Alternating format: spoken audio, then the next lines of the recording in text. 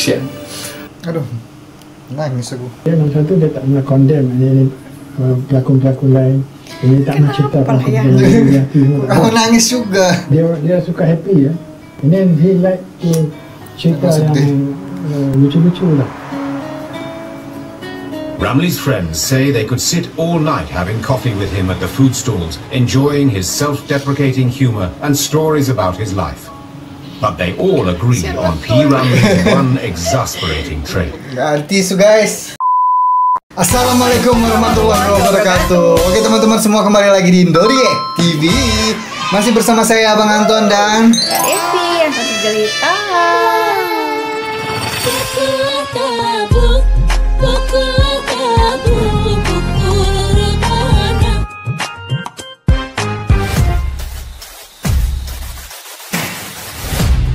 Indoriek TV. Oke, hari ini kita lihat sejarah P. Ramlee dulu ya. Nonton sejarah P. Ramlee dulu supaya aku sih sudah tahu lah sedikit banyak lah ya, nggak terlalu banyak, nggak terlalu mendalami, tapi lumayan tahu lah sejarahnya P. Ramlee, dari lagu-lagunya, film-filmnya, beliau siapa ya, sedikit tahu lah karena aku dulu kan juga sering reaction film P. Ramlee, reaction lagu-lagunya P. Ramlee. Nah, tapi kalau istriku kan baru banget guys, baru tahu banget, baru beberapa, belum nyampe sebulan ya nontonnya. Jadi harus kita kasih tahu dulu informasi-informasinya biar dia sedikit paham lah tentang P. Ramlee ini ya, kisah hidup, sejarahnya, kisah hidupnya juga. Jadi ini ada video yang agak lumayan panjang ini ya, 1,5 jam ini ya, sejarah P. Ramlee, English ya. Ini dari History Channel kayaknya guys. Langsung aja guys ya, kita lihat ya guys ya. Siapkan makanan minuman, kalau kalian belum makan ya, makan dulu, jangan lupa makan. Yuk. Cuy, ada yang baru nih cuy. Apa tuh? Indoriek sekarang sudah resmi kolaborasi dengan Pak Le dan Srio. Hah? Pak Le? Apaan tuh? Pak Le itu makanan siap saji atau ready to eat. Tapi bukan cuma ready to eat biasa. Pak Le ini punya banyak rasa dan dibuat dengan resep tradisional dan original khas Malaysia loh. Ah, yang bener. Ada nasi minyak basmati with ayam halia, nasi minyak basmati with rendang ayam, nasi putih basmati with kari kambing, nasi putih basmati with daging kicap, dan nasi goreng kampung. Wah, mantul. Ready to eat Pak Le ini cocok banget buat kamu yang suka traveling, camping, atau orang yang males masak kayak kamu. Emang gimana cara masaknya? Gak perlu dimasak, tinggal dipanasin aja. Namanya juga ready to eat, tinggal kasih air, mau air sungai, air hujan, air sumur. Air mata kamu juga boleh. Terus tinggal dimasukin pemanas yang udah include di dalamnya. Tunggu beberapa menit, udah jadi deh. Wih, gampang banget. Iyalah, Pak Le. Gak cuma itu, Pak Le juga ada varian peskari. Ada peskari ayam dan daging, peskari ikan, peskari kambing. Enak nih, aku mau. Cara masaknya juga gampang, tinggal masukin peskarinya dalam periuk, kuali, kompor, tungku, baskom. Terus masukin air, terus masukin ayam atau ikan atau kambing, masukin santan juga kalau kamu mau. Udah deh, siap. Gampang kan? Iya, gampang banget itu. Untuk kalian yang ada di Malaysia dan sekitarnya, kalian bisa langsung order di showcase TikTok Indoriek X Rio atau di akun YouTube Indoriek TV. Jangan lupa di follow ya. Oke. Gas, langsung di order.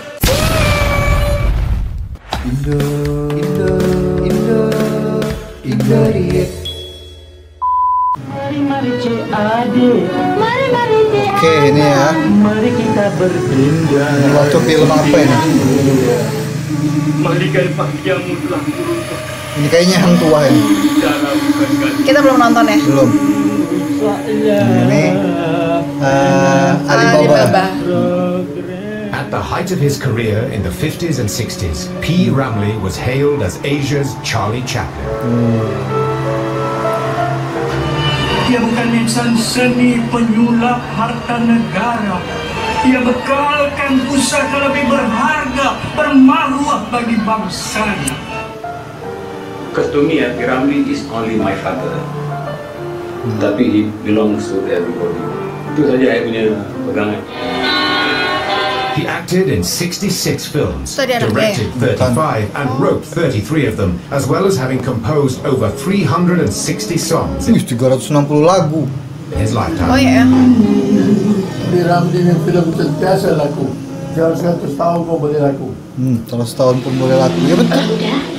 Conquering every medium of the entertainment spectrum, P. Ramlee had an infinite charm, laced with a healthy dose of humor, warmth, and humility that endeared him to many. But his phenomenal rise from stagehand to screen sensation had ill prepared him for the downward spiral to rejection and obscurity.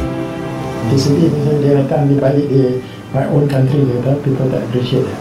Oh, dia pulang ke Malaysia nggak di-appreciate katanya tadi. Kenapa guys ya? Kenapa ya? Negaranya sendiri.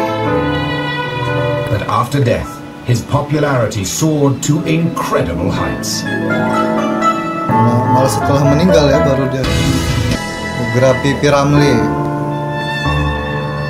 On the 29th of May 1973, legendary Malaysian screen icon P. Ramlee dies. Oh, 73. Broken. Dalam kekecewaan. Kata yang dia cakap. Dia tanya dia, adakah people remember me? Kan, saya tak boleh faham jiwa dia. Saya tak boleh buat apa waktu itu. Ini waktu dia meninggal nih.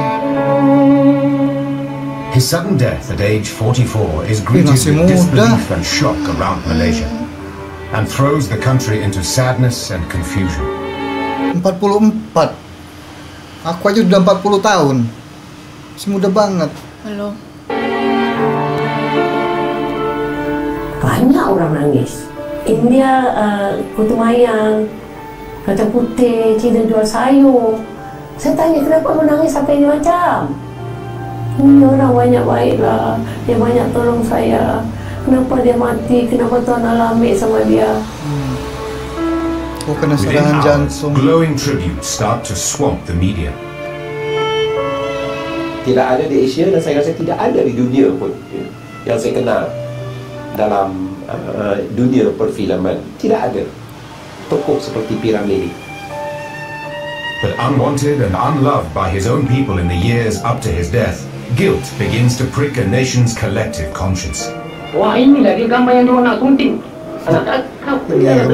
His films and songs have grossed millions of dollars and swept more than 30 awards Asia-wide.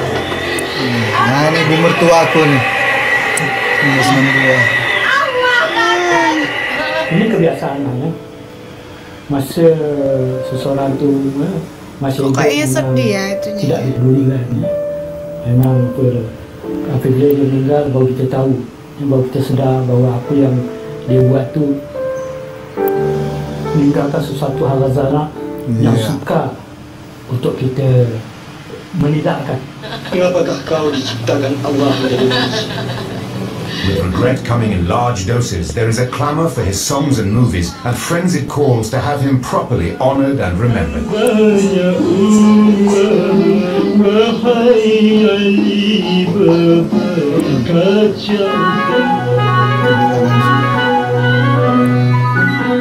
Ini aku pernah kesini. Memorials, roads and buildings are named in his honour, and P. Ramlee is posthumously awarded the Malaysian honorific title Tan Sri, a knighthood in stature. But for a growing number of voices, dia dianugerahi Tan Sri nih.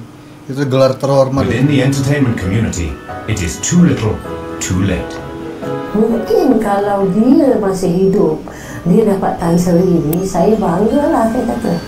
Tapi sekarang saya tak rasa apa lah. Cuma saya rasa sedih. Sesudahnya dia pergi, baru diagung-agungkan. Masa dia itu, itulah manusia. Tak ada orang pedulikan dia. It's sad, but it's true. And you want to be loved, you want to be famous, you have to die first. Revered as the greatest Malaysian entertainer of the last century, P. Ramlee got his big break at the Shaw Studios on Jalan Ampas in Singapore in the 1940s. Berarti betulan ada Jalan Ampas itu ya? Betul. Iya. Known around Asia as the Warner Brothers of Malaysia, it was here that P. Ramlee started working as a stagehand. Within a few years, P. Ramlee was Shaw Studios' most successful movie maker, writing, directing, and starring in a series of box office hits. Ketika itu P. Ramlee kelihatan betul-betul tengah pendulang tinggi. Iya. Orang datang jatuh. Nah, Aziz itu. Aziz. Ulang dikit guys. Yang dikit. Tuh. Ambil pilihanmu betul. Aziz Sattar. Ini sudah tua ya Datuk Aziz Sattar. Betul tengah. Menjulang tinggi. Kok beda? Orang datang cari dia tuh tak berhenti-henti. Kan dia tua itu. Tahun ini bukan untuk cari duit. Duit datang cari aku. At the height of his career, Mungkin P. kalau Ramlee dia was masih not tuh segitu kali ya. Se-Aziz ya, Iya. Datuk Aziz ya. only an idol of the entertainment scenes in Malaysia, but had a huge following overseas, most notably Singapore and Indonesia. He was also a popular figure amongst the Japanese film fraternity. And in a period where Hindi movies ruled the Malaysian box office, Ramlee's films rocked the status quo for the first time in decades. Dia memang selalu dia nak Ini Saloman. itu kesenian bangsa kita. Ini Puan Sri Saloma Ismail. Istri nomor 3-nya ini. Terakhir ya? Terakhir. Itulah dia selalu umpamanya kalau nak buat filem pun dia selalu nak bikin filem yang bercorak macam kemelayuan ya. Kalaupun lagu pun gitu. The man whose films, music and charisma inspired and touched the hearts of millions seemed untouchable. But Ramlee was more than just an actor. He was a man of vision. Knowing that colour films were the way forward, making his first screen movie in colour became an obsession for the next couple of years. Apa Dia film? orang yang advance tau Macam 10-20 tahun dia boleh tahu. In 1965, after completing his last successful film for the Shaw Studio, Singapore, Ramlee left to join Merdeka Film Studio in Kuala Lumpur. Oh, pindah studio. For the next 7 years, Ramlee made 18 films with Merdeka Studio, none of which had the box office success of his earlier films. Recording companies which had profited so much from his sweat and tears turned their backs on him. Ramlee hanya ada kontrak di Singapura. Jadi saya pergi tanya Sasbe untuk kontrak barulah. Ini Sasbe kata, tak boleh. Ramlee lagu tak laku.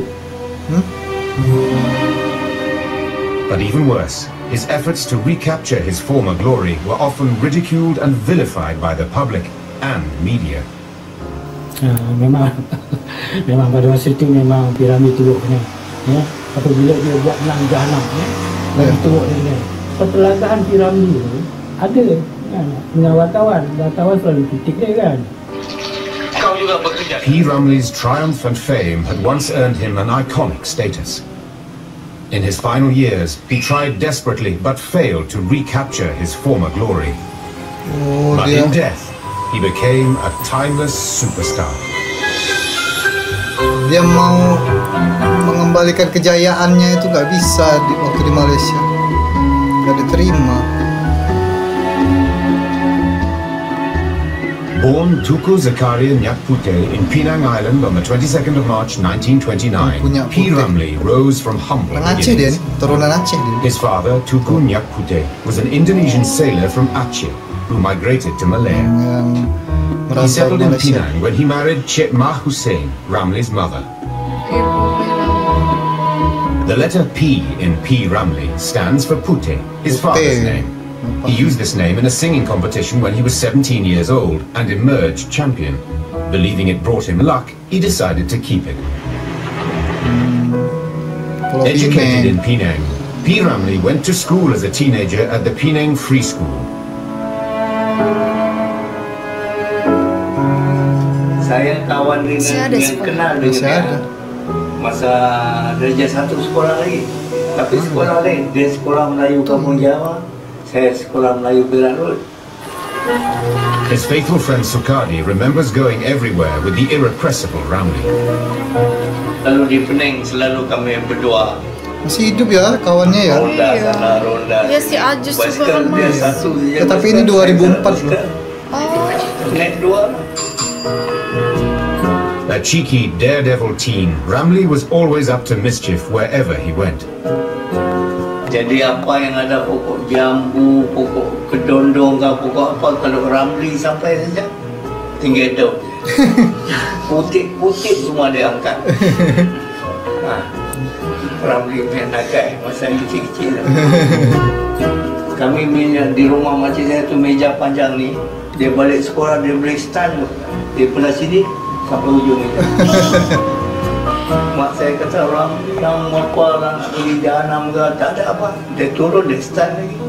Cukup 3 kali stand cukup. Arwah yang saya sayang semua dekat dia. Kenang zaman kecil tu. Composer and musician Datuk Ahmad Nawab, who went to school with Ramlee, recalls seeing him in a scuffle. Saya same school dengan dia, Francis Light School. Saya panggil dia budak keroncong. Saya selalu main bola itu. Saya tengok dia ada orang bergaduh tu. Bergaduh, saya pun pergi tengok ramai orang keliling lah, macam tengok boxing kan. Saya tengok Piranti ni bergaduh dengan satu orang Cina, tumbuk lah. Kalau tengok muka dia, ada kena pisau. Ada bekas pisau. Parut dia, tapi bila dia dah gemuk kan, dah tak apa nampak lah. Waktu dia kurus tu dia nampak.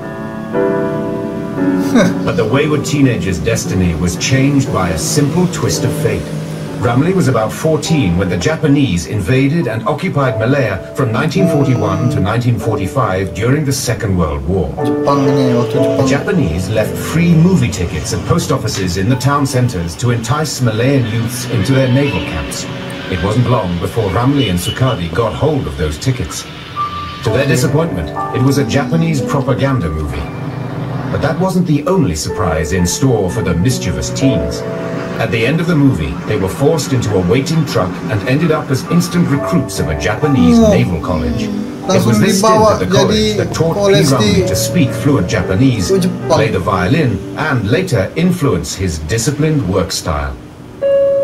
Malam-malam bila seminggu 2 kali mengistirai atau mengajar lah violin. Lepas graduate, saya pergi bahagian Jepun punya signal bendera lah.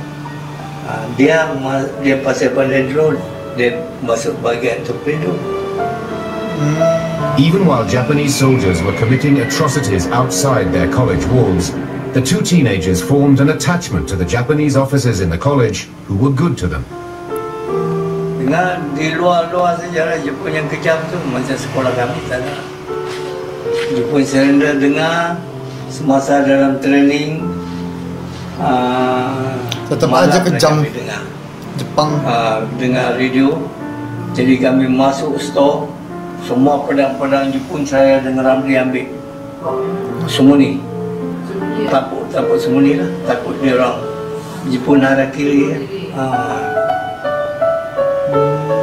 3 years after the end of the Second World War, P. Ramlee and Sukadi were spotted performing at an agricultural fair in Penang by B.S. Rajans, a director with the Shaw Studio. He invited both of them to audition as musicians at the studio and left them 2 train tickets to Singapore. Memang di screen test betul lah mereka. The 2 mereka. friends who had never been out of Penang decided to accept the invitation and try their hand at show business. They set off for Singapore on the morning of the Eid Muslim festival that marks the end of the fasting month. P. Ramlee remembered the excitement of celebrating Eid on a train for the first time. Idul Fitri di dalam kereta. Saya masih teringat pada 8 hari bulan Ogos tahun 48, itu hari yang mula-mula saya keluar dari Pulau Pinang menuju ke Singapura untuk bermain film. Ada hari raya yang pertama. Dan pada hari itu saya merayakan hari raya Idul Fitri di dalam kereta api. Jadi saya dapat melihat banyak negara, banyak negeri berhari raya dari Pulau Pinang terus ke Singapura. Enak ya? Dulu kereta api bisa langsung. Tak tahu bahasa asam pakai arang muka ada hitam-hitam.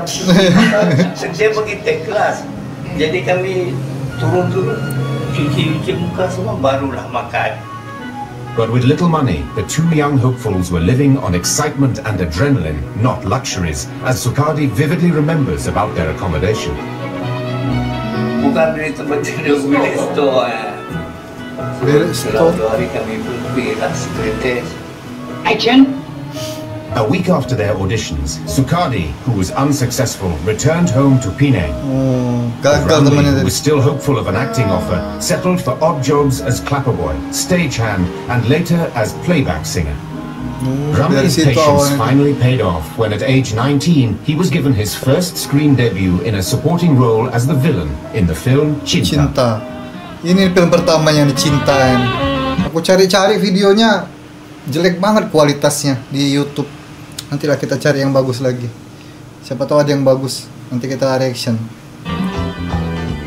Former actor and crooner, the late Datuk Ahmad Daud, recalled watching the film with friends in Penang.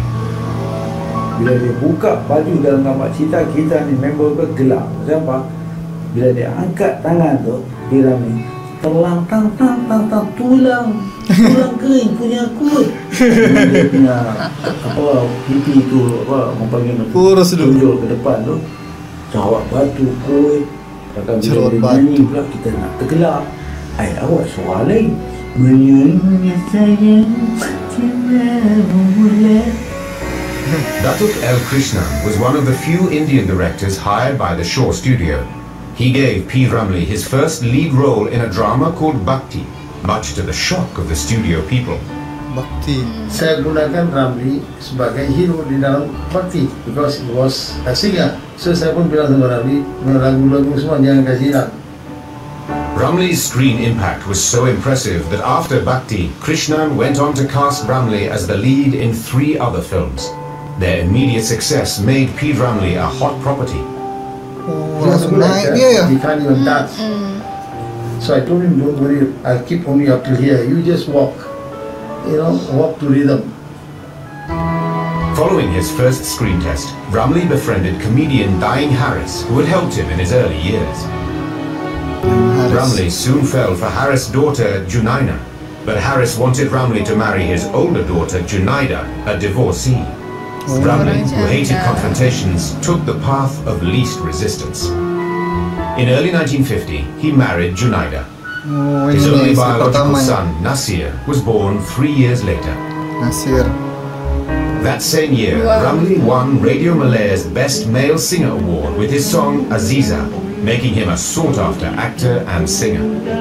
Aziza, composed before he became an actor, soon topped the charts and stayed there for over 4 weeks. Ramlee rode on the song's massive popularity, with every woman wanting to be Aziza. But the constant attention from his legion of female fans took a toll on their marriage. The next year, Junaida decided she had had enough and left him, leaving Nasir in P. Ramlee's care. Cerai.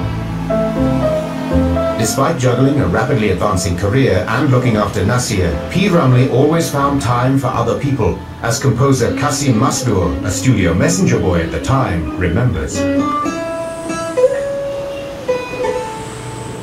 Tiap-tiap pagi saya mesti kedudukan P. Ramlee.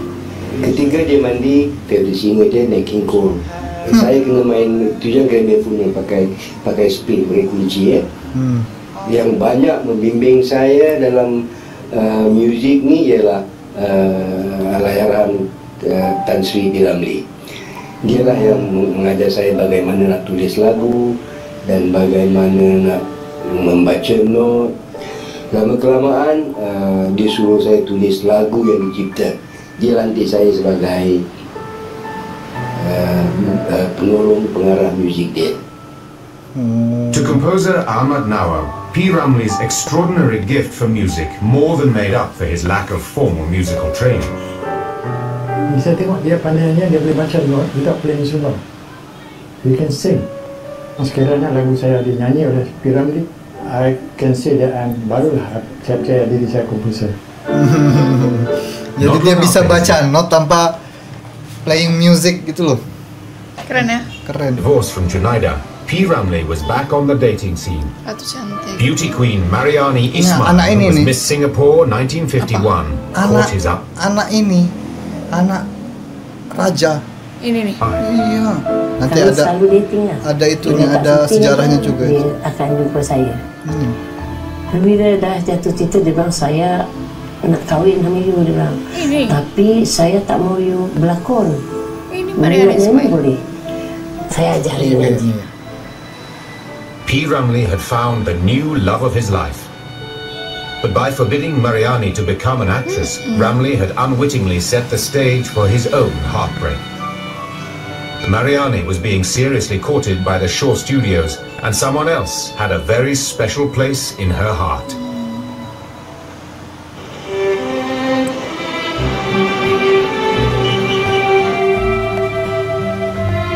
After his divorce from first wife Junaida, P. Ramlee was convinced he had found love again with ex-Singapore beauty queen Mariani. But he didn't want his future wife to be an actress. P. Ramlee was unaware that Mariani was being hotly pursued by film studios, including Shaw Studio, for a film career. And while Ramlee was important to Mariani, she was not prepared to... yang bekas istri Raja Sultan, ada bekas mana ya, nanti kita lihat juga, itu ada videonya kok. Heard her sister Saloma, who on her return from Australia had fallen hard for P. Ramlee. Habis satu malam tu Ramlee datang ambil saya pergi makan, ajak pergi makan. Ramlee belum kahwin sama ini, masih pacaran dulu ya. Nanti orangnya suka peluk. Saya tengok Saloma tengok macam terlalu admire. Mariani could not bear to watch her sister's infatuation. So she decided to sacrifice her own relationship and find a way to steer P. Ramlee into Saloma's arms. Suka Saloma. Aku tak boleh cari suami, aku boleh cari macam mana nak malahkan si P. Ramlee ni kan. Teringat yang dia tak kasih berlakon. Kebetulan Jalan Nampas tengah sibuk kat saya. Saya kejap mata sign kontrak 5 tahun. Saya pergi rumah Ramlee. Cakap Remy, saya panggil dia Remy. Dia panggil saya Mary. Saya cakap Remy, I dah sign kontrak tau. I nak jadi bintang filem. Terus waktu dia sepet, telinga dia merah. Oh, mau jadi bintang filem ya. Mariani was baffled at P. Ramlee's lack of reaction, but she soon found out why. Dia suka juga. Mr. Quack, itu baru punya bintang filem Mariam, dia sign kontrak semalam kan. You jangan kasih masuk dia saya punya set. Dan saya tak mau berlakon sama dia. You jangan suggest saya berlakon dengan dia. Terus Mr. Quack jumpa saya. Mariam, itu you punya nama sudah tukar ya, Mariani. Itu P. Ramlee tak mau berlakon sama you. Dia tak kasih, jangan pergi masuk set dia tau. Nanti dia terus tak mau syuting, dia mogok nanti. Baiklah. Terus tak tegur lah. Selama 7 tahun. Nggak keteguran dia 7 tahun. Ramlee's popularity as a charismatic actor and singer rose with each movie. Ramlee gained a reputation as a bit of a ladies' man. In 1954, 6 years after he started working with Shaw as a stagehand, P. Ramlee was performing before the Sultan and Queen of Perak, North Malaysia. Pleased with the show, the Sultan asked Norizan Muhammad Noor, one of his wives, to catch the show on the second night. Norizan confided in academic Professor Dr. Wan Hashim that the Sultan's orders came with a warning. Tapi dia beri amal, Norizan, kamu jangan pandang mata dia. Kerana mata P. Ramlee itu magnetik, katanya ada besi berani, takut jatuh cinta. Norizan pada waktu itu memang tidak begitu berminat dengan P. Ramlee, tapi kerana seperti arahan suaminya, dia pergi menonton. When Ramlee was introduced to Norizan, there was instant chemistry between them. Permaisuri, berkenalan, terus jatuh cinta kepada P. Ramlee. Istrinya Sultan, Perak, jatuh cinta sama P. Ramlee. Kawinnya nanti sama P. Ramlee.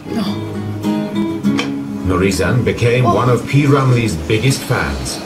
Although the distance between Singapore and Perak kept them physically apart, it did not stop them from communicating over the telephone. But P. Ramlee kept his distance, respecting Norizan's status as the Sultan's consul. Dan suatu percintaan yang cukup sukar, bersembunyi, dan saya diberitahu oleh Norizan bagaimana tuanku mula tahu perhubungan mereka itu ialah kerana bil telefon itu tiba-tiba melonjak naik. Di luar kebiasaan, di luar kebiasaan ini ada sesuatu. Their relationship continued to blossom. However, Ramlee was apprehensive about the huge potential for conflict in getting involved with someone of Norizan's status. But it never materialized. tak ada gaduh-gaduh, tak ada apa. Sebabnya apa yang Don Nurrizan bagi tahu sama saya, dia Sultan pun sayang dengan P. Ramlee. P. Ramlee and Nurrizan were married on February the 6th, 1955. And Ramlee voluntarily stayed away from Perak until the Sultan's demise in 19... Diusir dari diraja, keluarga diraja gitu. Statusnya dihilangkan gitu. 62. Nah, ini dia menghindari News of Ramlee's marriage to Nurrizan came as a big blow to Mariani, his former love. She had broken up with him in order to matchmake him with her sister Saloma. Terkejut saya. Aku dah berkorban dia pergi kahwin dengan Nurrizan. Aku tak dikahwin dengan Saloma. Bila dikahwin dengan Nurrizan, Saloma merajuk lagi. Dia pergi Melbourne pula. Dia menyanyi lagi, jauh lagi. Bawa diri. Merajuk. Marriage to Nurrizan coincided with an exciting baru phase tahu in P. kalau Ramlee's... Saloma itu sebelum istri kedua sudah kenal sama P. Ramlee. Iya. Baru tahu gitu. Professional life. In 1956, P. Ramlee played the title role in the historical film Hung Tuah and wrote the music. He won the award for Best Musical Score at the Asia Pacific Film Festival. It was the first international award for Ramlee and Shaw, and Ramlee dedicated one of the film's most popular songs to his new wife, Nurrizan.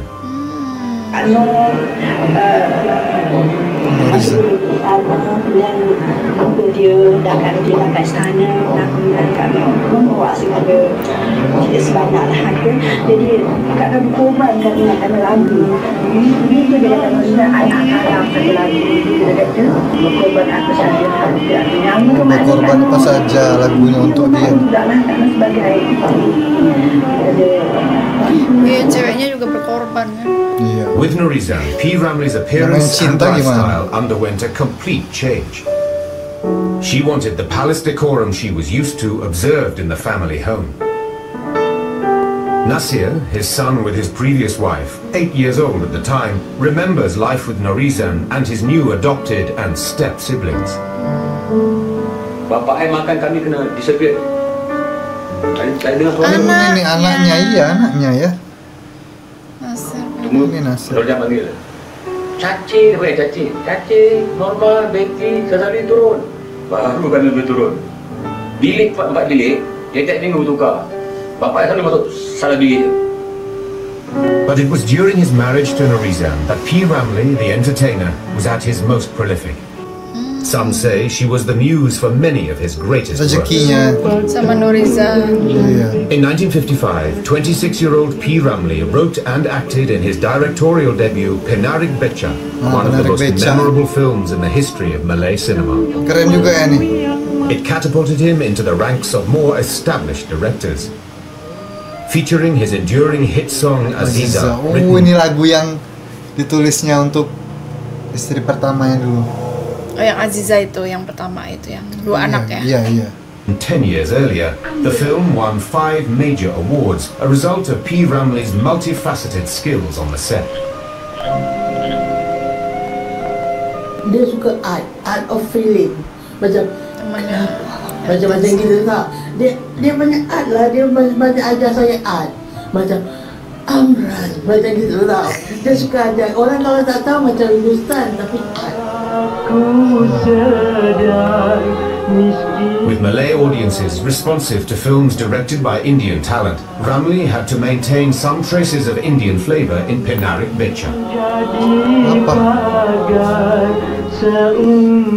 Kemudian ada scene-scene yang seolah-olah macam Hindustan, rumah poco, masuk air dan nasi turun bawah. Itu semua macam Hindustan. But P. Ramlee was not averse to rocking the status quo. And in his follow-up directorial work Samera Padi, Ramlee made a film totally devoid of any trace of Indian influence. Samera Padi ini bagus juga. Was a milestone for Malay films. Ini diakui sendiri oleh Shaw Brothers. Tidak ada satu filem yang boleh merosakkan film Hindustan. P. Ramlee seorang nggak dibilang yang merosakkan collection film Hindustan. Memang dahsyat betul ya. Third film, Pancha Delima, was the only one he directed but did not act in. The script was written by one of the Shaw brothers. At the preview of the film, attended by Shaw Studios' mostly Indian directors, Run Run Shaw suddenly stopped the show. Run Run Shaw duduk depan, tahan, filem tu stop. Buka lampu semua clean room terang. Semua pengarah waktu tu ada dipanggil oleh Run Run Shaw, termasuk P. Ramlee.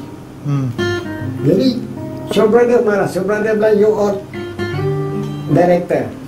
Satu budak muda boleh buat filem yang baik. Kau yang telah banyak pengarah tak berani ambil filem tu. Shaw was furious with these more established directors' lack of confidence and reluctance to work on his script.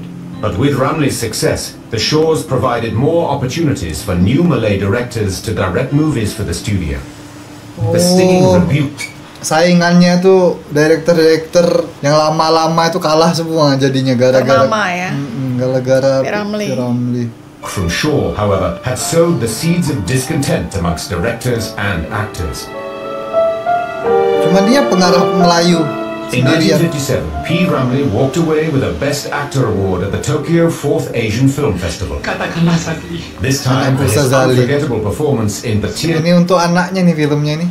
Namanya anaknya kan Sazali yang terakhir tadi. Anak yang terakhir namanya Sazali. Kok yang Nasir itu yang pertama ya? Iya. Jerka Anakku Sazali, where he played dual roles of a loving father and a rebellious son. Satu perbuatan Sadri, Bapak yang bertanggung jawab. Oh, Bapak mau mengusir Sadri keluar dari rumah ini ya? Bapak tahu. Actors, workers and studio staff turned out in full force at the airport to welcome P. Ramlee home from the festival. But as P. Ramlee's popularity soared to a new high, the silence of the press was deafening. P. Ramlee sudah tak ada news lagi tentang P. Ramlee. Wartawan sudah boikot dia. Dia boikot. His new status as the Shaw's golden boy intensified the resentment of established actors and directors who had considerable influence on the press. Karena kesuksesannya. Ramlee's career was just beginning, and his critical and box office successes held out the promise of further cinematic brilliance.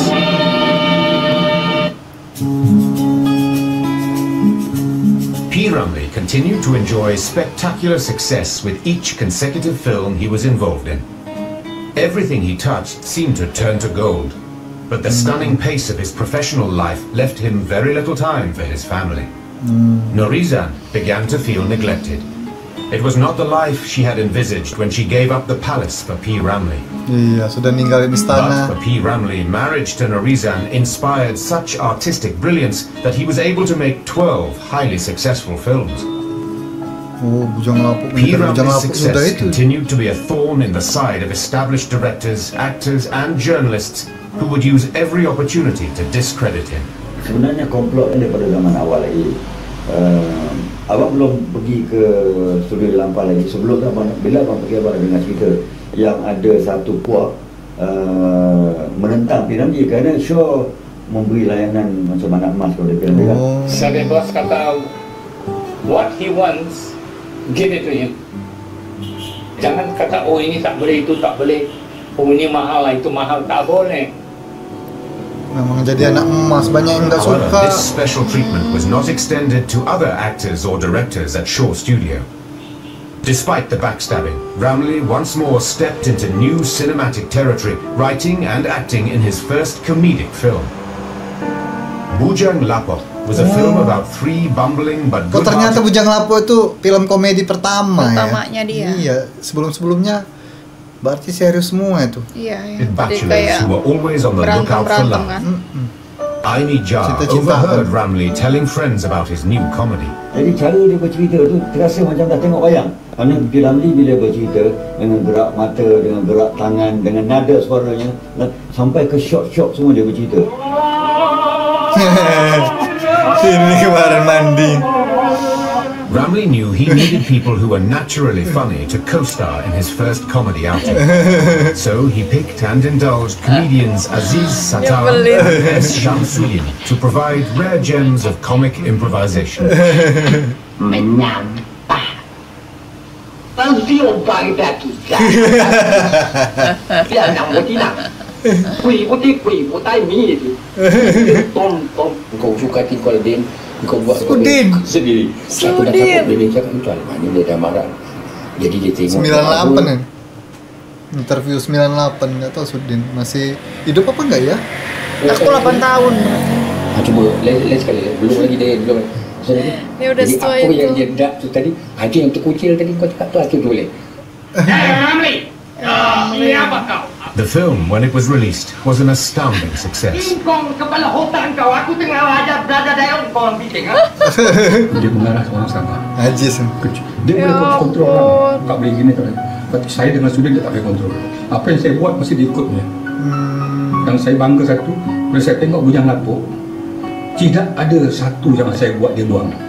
Padi, mana? Sekarang nak mandi dia. P. Ramlee went on to create 2 more hugely successful sequels to Bujang Lapok. Fresh from the exceptional success of the Bujang Lapok trilogy, Ramlee wrote and directed a parody of Ali Baba and the 40 Thieves, based on the trilogy's characters. Esok nyising, semar nyising, kake wong potong nyising. Ali Baba! Certain lines from the show, some of them spontaneous improvisations, would go on to make cult status among Malaysian audiences. And although Ramlee played the villain for the first time, the film still enjoyed outstanding box office success. New actress Sarima remembers Ramlee teasing her on set. Benar pula pisau melekat belakang kuda. Dengan ketakutan lah kan bila masuk yang set ni P. Ramlee tu menjerit. Oh, ini Timba dia kata timba tu saya pun tengok dia. Menangis lah air mata keluar. Dia datang set on the 17 kan. Dia datanglah Sudah Maji ni.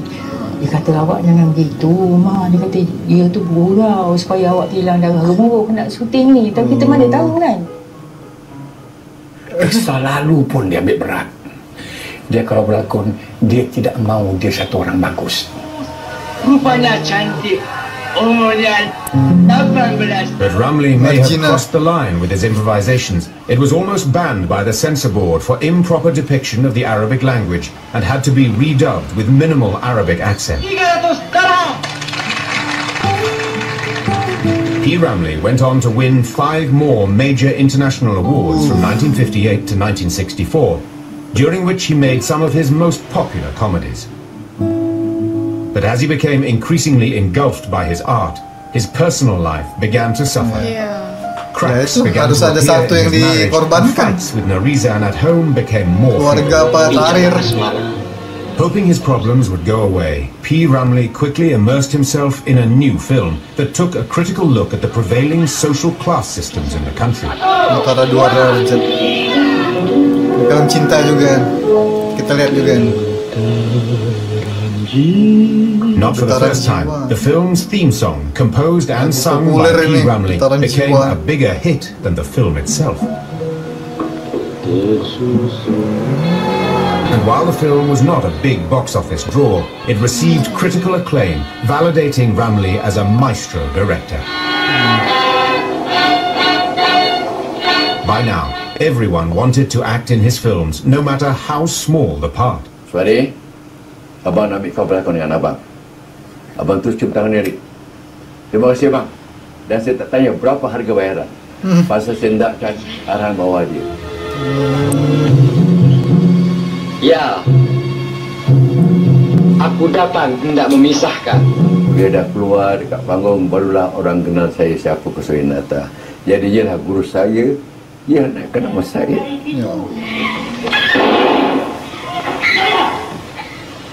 His unique directorial style often left a lasting impression on his cast and crew. Ramlee direct teliti, pakai part to part. Perasaan orang dah betul. Perasaan lambat pun tak apa. Kalau dia boleh tunggu artis tu sampai 1 hari 1 malam sampai dapat itu shot.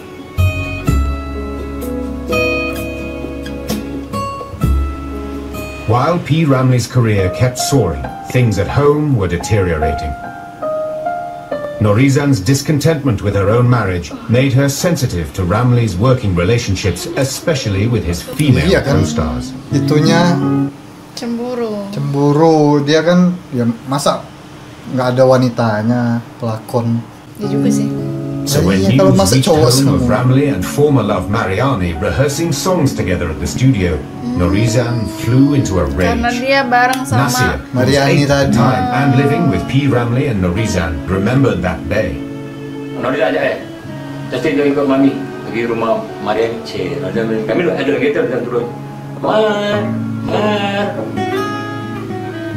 P. Ramli had no idea that the former and current love of his life were about to confront each other for the first time. Tahu-tahu ada orang badan besar dekat pinggang, tampar saya. Saya cakar dia buat diri. Rasakan diteranpati. Berat semua. Berantem mereka. Mariani reported the matter to the police.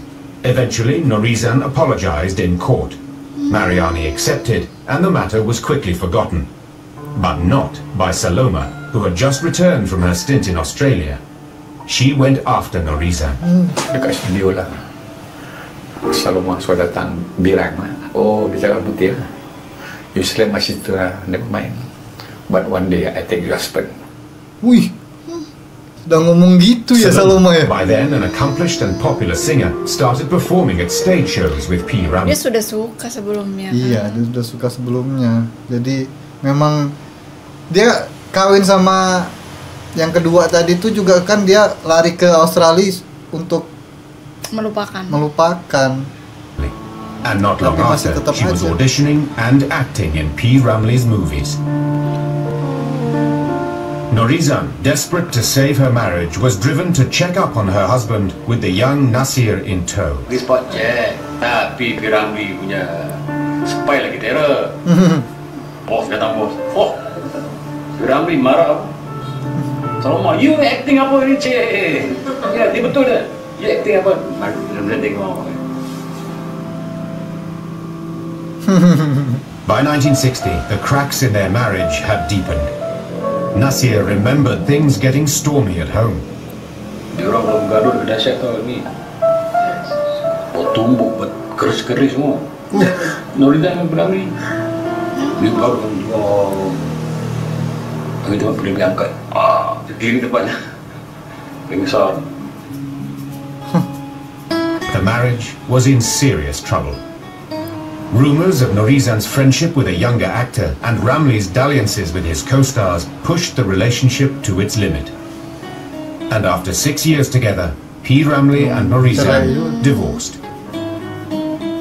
In one of her recorded interviews, Norizan, who left the palace for him, spoke of her frustrations with P. Ramli, whose art eclipsed everything else in his life, including her. Sudah dari awal dia jadi aktor, masa? Ya mungkin karena dia jarang di rumah juga kan. Ya kan, maksudnya dari dulu dia sudah jadi aktor gitu loh.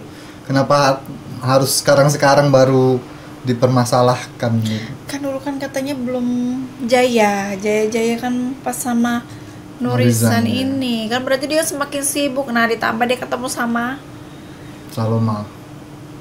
Bukan, Mariana. Kan yang pemulanya itu Mariana. Dia tak rasa diri Kak Anu ni, dia tak ada sayang pada Kak Anu. Jadi dia kata, I tak menceraikan you, dia kata. Tapi kalau you nak bercerai juga, okey. Tapi I mesti sayang Kak Anu sampai nama dia dalam badan dia bersayang Kak Anu, dia kata. Masa tu Kak Anu tak boleh nak. Tak tahan ni buat Kak Anu macam mana dia tak sayang, tak kasih dengan Kak Anu. Lepas sampai Kak Anu korban untuk dia keluar daripada tanah akan dia kan. Dia sampai sekarang kamu tak tahu kasih.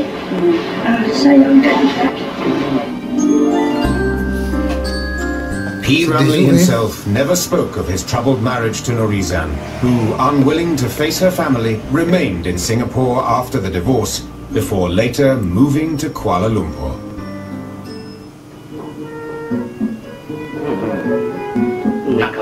After an 8-year hiatus, Saloma was firmly back on the scene, this time making an impression on the twice-divorced, much idolized and newly available P. Ramli. Nasir, who was 9 years old then, recalls Saloma coming to take him out one day. He did not take a liking to her and told his father so. Ini kan main di film itu istri ke tiga kayak. Enggak, yang di Madu 3. Saloma itu. Itu? Iya. Tulis 1000 kali kok. I must love my auntie. I must tulis. Disuruh. Despite his son's resistance to Saloma, P. Ramlee was set on marrying her. Anaknya nggak He suka confided in sama close Saloma. friend Musalma, swearing her to secrecy. Dia tak pernah ada secret dengan saya. Tapi tentang Saloma, dia nak kahwin dengan Saloma ni, saya boleh terperanjat ni. But Ramlee was insistent, asking Musalma to help him arrange a marriage ceremony. Boleh lah. Tapi saya ingat dia main-main. Jangan bilang siapa-siapa tau, ni secret tau, I nak kahwin dengan Saloma. Dan I tu je pun ingat, mesti dia gembirakan I juga pasal dia suka bergurau. Dia bilang betul. Ramlee and Saloma's marriage took everyone by surprise. In one of his interviews, Ramlee said that he married Saloma not for her voice or beauty, but because they were soulmates. Oh, dijodohkan. For Saloma, there was a fine line between being his soulmate and living with his eccentricities. Iya. Mula-mula dulu saya pelik, baru-baru kahwin tak reti lah. Dia ni betul-betul ganjil lah. Saya belum pernah jumpa orang macam dia. Dia kalau nak bikin lagu ni tak kira masa. Kadang-kadang dekat bilik mandi tu kan, mak cakap dekat dalam bilik mandi, dia duduk berjam-jam, dia duduk fikir. Sampai saya pun nak takut. Punya dia karang lagu lah, buat skrip lah, nanti tangan dia macam tu. Saloma embraced her married life with enthusiasm. As it turned out, she got on famously with Nasir. Masa dia orang gaduh, orang pisah rumah gaduh. Dia orang gaduh, yang kaya siapa dia orang gaduh, dia tak tegur. Dia ambil nak minta apa? Minta air. Saya cakap mama, mana diri ni? Saya diam je. RM1. Ambil je mama. Mama ada mesej lah mama. Ambil dek mama apa? I kaya kok. I love her so much. Betul cakap, I love her so much. Saloma was involved in many of P. Ramlee's successful films, but mostly in supporting roles. Where she had no acting role, they featured her exquisite voice. Singing was her first love, and that suited her husband well.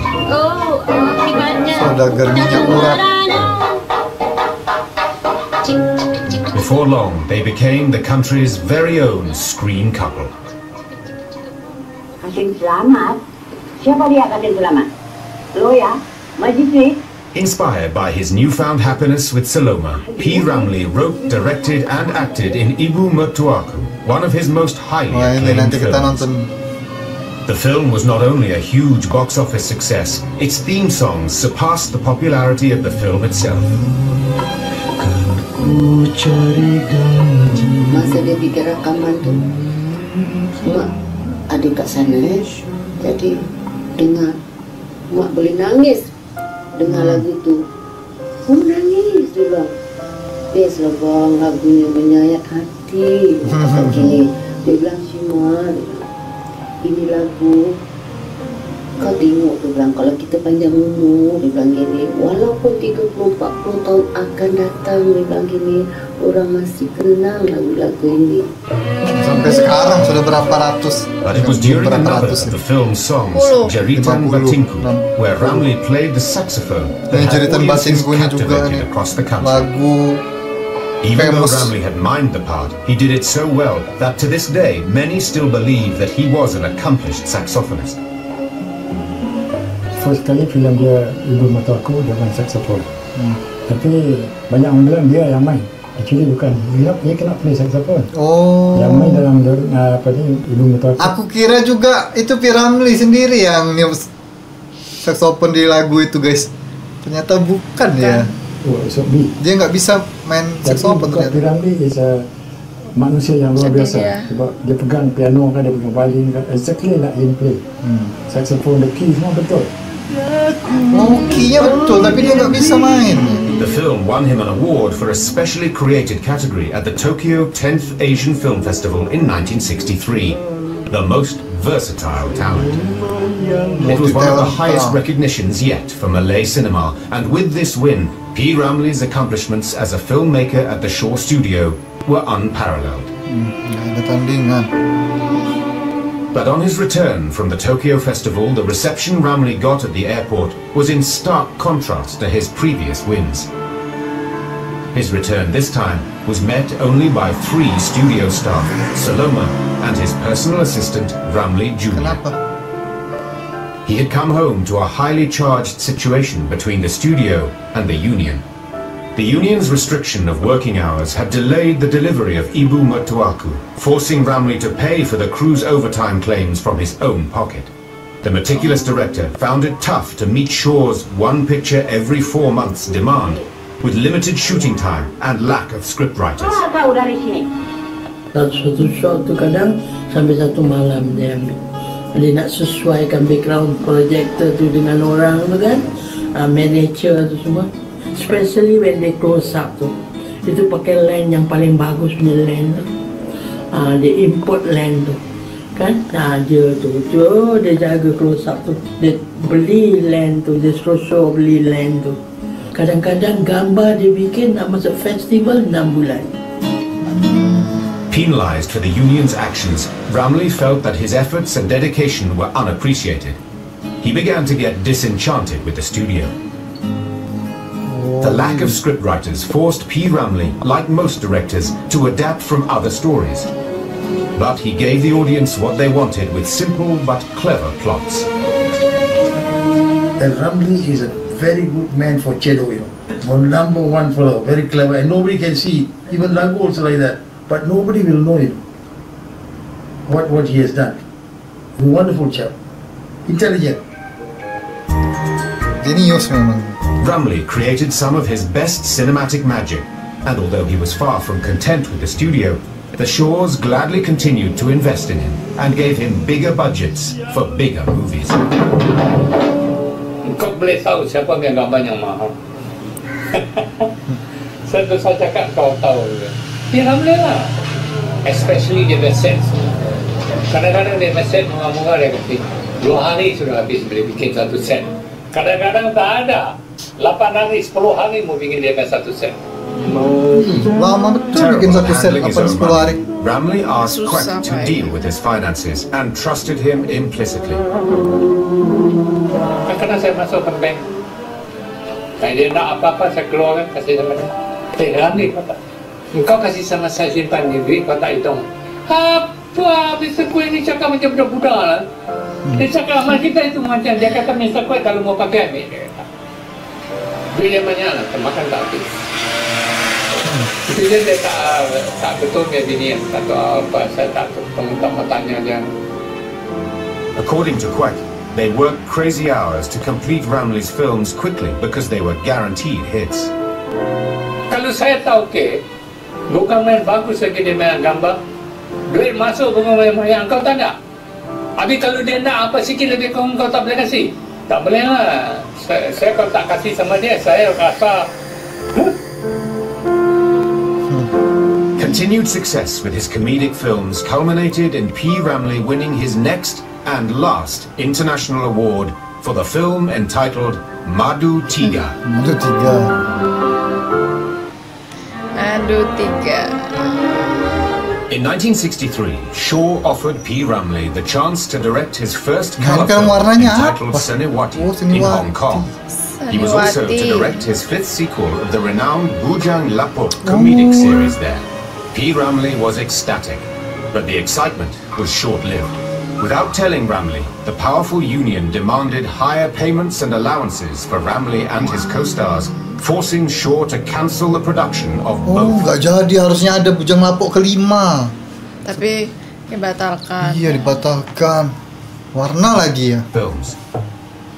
Ramlee was bitterly disappointed.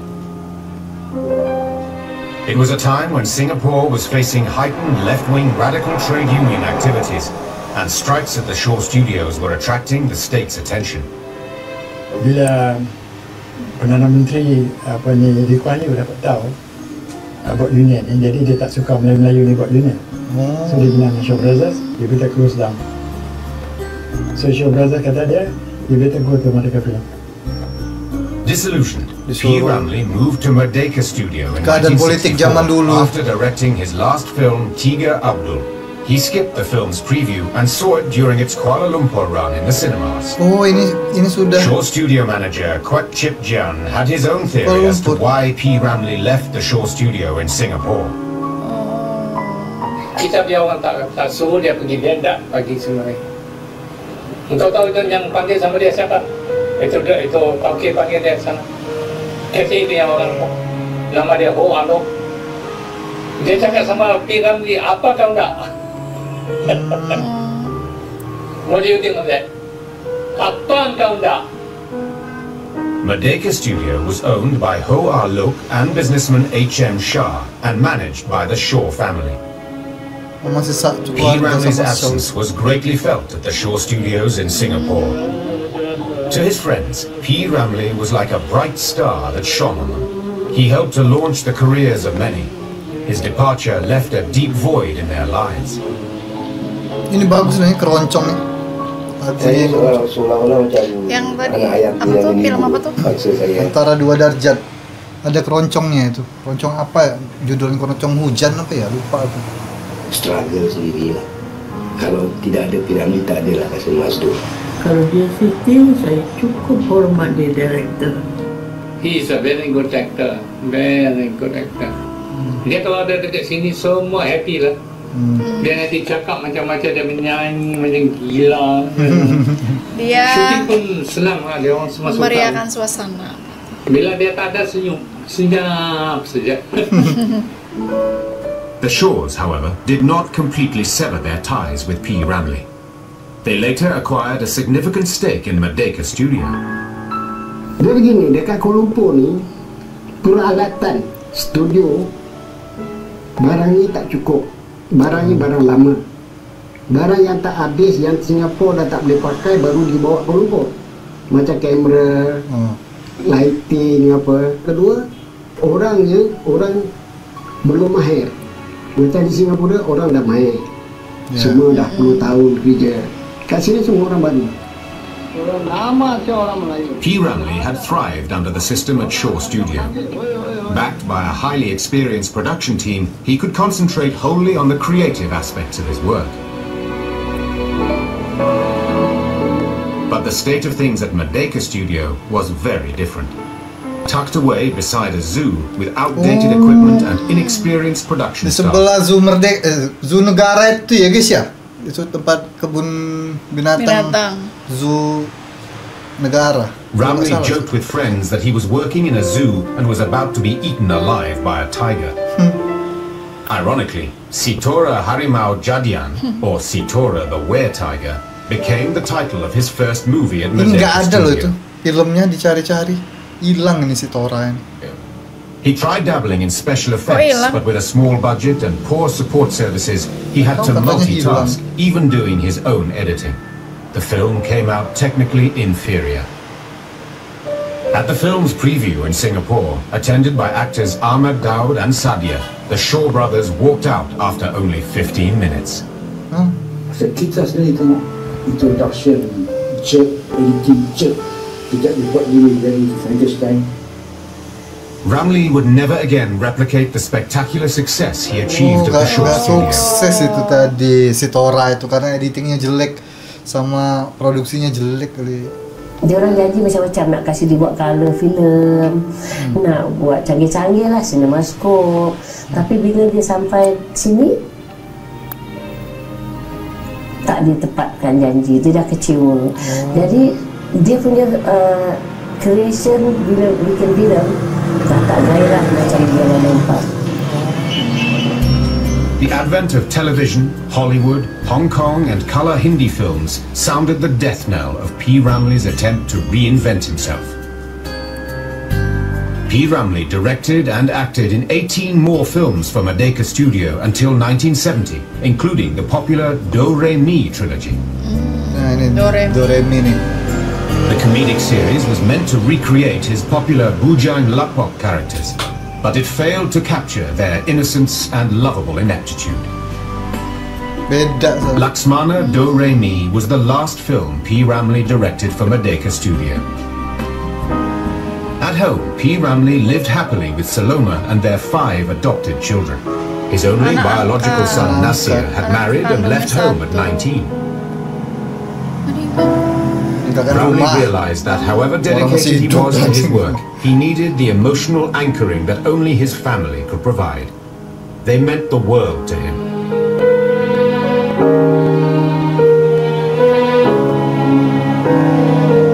Dia sayang betul anak-anak dia.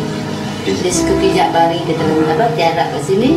Jadi anak-anak dia dipanggil lah pijak lah, yang Sazali yang picit lah, yang si Sabarudin tukang pijak, Jaja. Oh, pantesan ada juga Sabarudin tukang sepatu. Kalau nggak salah ya guys ya, filmnya juga ya guys. Judulnya Sabarudin, Sazali, masuk semua nama anaknya. Dengan saya sekali pijak dia. Picit, dia itulah dia kesukaan. His son Sazali was his biggest fan. Otak dia macam tipunya dia tu luar biasa. Tengoklah anak dia sendiri pun tak ada ikut jejak dia. Daddy saya, dia segak, handsome. Saya tak handsome. Ramlee liked to pamper his children, but he would be very strict when it came to music and schoolwork. Dia kalau ajar dengan anak-anak dia memang serius. Baik kira-kira belajar sekolah maupun musik. Dia tak boleh main-main. Dia boleh dah pukul saya, dia pujuk saya balik kan. P. Ramlee tried to teach Nasir and Sazali to play the piano, but quick-tempered Ramlee would get really annoyed when they played badly. He would thump them both, but according to Nasir, it was him who usually got it worse. Jadi masa saya, bapak yang bergerak saya kena. Tapi kalau orang pahal, saya yang kena. Tapi Ramlee mesti cari saya juga. Pukul dia bukan pukul teruk kan. Satu hari saya tengok, saya pergi rumah dia tengah pukul Nasir. Nasir rambut panjang. Dulu Nasir rambut panjang. Bila saya sampai dia stop. Dia tak dipukul Nasir. Despite Ramlee's biasa, Ahmad Nawar, Ramlee's longtime friend, was privy to the star's other eccentricities. Dia punya favourite tu timikai dengan kicap. Kemudian dia taruh cili kering. Cabai kering sama kecap sama semangka. Coba, kamu suka semangka kan? Tapi nggak kayak gitu makan semangka pakai itu. Aneh juga ya. Every time dia datang, dia call, dia kata, Ahmad, aku nak datang rumah. Saya prepare tu lah. And then dia punya favourite gunting rambut. Yang jadi mangsa je Nasir. Gunting aneh. At home, when Ramlee felt like eating a particular cuisine, he would call up Mariani, his sister-in-law, who he was once in love with. Ramlee ni dia very loving. Dia tak suka Saloma kerja teruk di rumah, macam masak-masak, sibuk-sibuk semua. Dia adakan orang gaji. Dia nak Saloma sentiasa make up aja, cantik, duduk buat tetting, buat labuci, gitu dia. Dia tak suka macam Saloma kerja-kerja. Yang kena dulu saya lah. Betul ya. Ininya yang disuruh. Yang kesukaan dia saya kena datang lah. Masakkan dia. Saloma duduk dia diam cantik aja. Gitu. Itu dia punya perangai. Ramlee punya perangai. Pampering Saloma was Ramlee's way of showing his love for her and keeping his family together. This was important to Ramlee, who felt that he had already lost one family, his friends at Shaw Studio in Singapore, whom he still missed dearly. Nggak ikut semua berarti dulu kru-krunya ya guys ya. After 3 consecutive box office flops since Ramlee's departure, Shaw Studio on Jalan Ampas ceased production for Jalan Ampas. Tutup. It was the era of the swinging 60s and the world invasion of rock, soul, pop, reggae, and blues music.